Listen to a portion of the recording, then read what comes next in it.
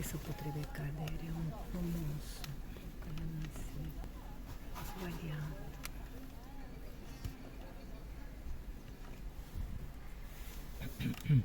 Come hanno pulito adesso? Hanno pulito il bagno. E io avevo terrore, no? Che si avvicinassero, capito? Le persone. Ah, ho capito adesso. Questo deve avere un impulso, qualcosa qui. Poter essere così. Ecco, se non glielo dai qui. Ok. Sì, rientriamo anche perché questo vento tira a lungo, vero?